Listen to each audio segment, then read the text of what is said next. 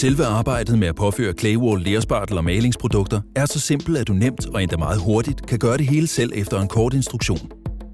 Claywall lerspardel og maling forenkler også arbejdsgangen.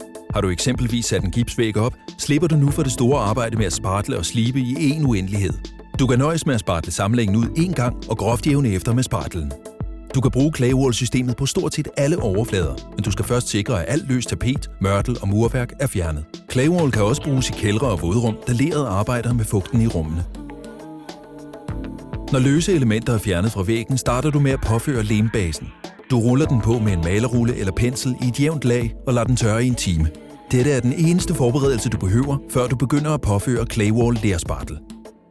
Start med at fylde vand i baljen, åbn herefter posen med Claywall lerspardel og tilsæt dette sammen med lidt lembase til blandingen. Det er med til at give en bedre konsistens. Rør herefter grundigt sammen med et håndholdt rørværk. Tilsæt vand indtil konsistensen er blød og lind, men ikke for tynd.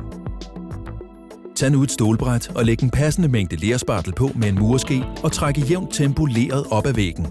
Efter du har trukket 3-4 baner, jævner du forsigtigt overgangene mellem banerne med stålbrættet. Skrå vægge og lofter er ikke et problem. De er lige så lette at arbejde med som lodrette vægge. Lad herefter væggene tørre i 1 til 1,5 time, før du starter på den sidste del af arbejdet med at pudse væggen. Når det tynde puslag er tilpas tørt, tager du et filsebræt eller skumgummibræt og jævner overfladen med bløde cirkelbevægelser. Både når du trækker lermassen på og pudser, vil noget materiale sætte sig på eventuelle uafdækkede gulve og paneler. Det er dog ingen katastrofe, da det nemt lader sig fjerne, mens det er fugtigt.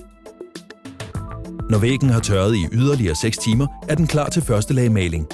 Claywall specialmalingen er en del af systemet, som kommer blandet i den farve, du har ønsket, og den påføres helt som almindelig maling med pensel og eller rulle.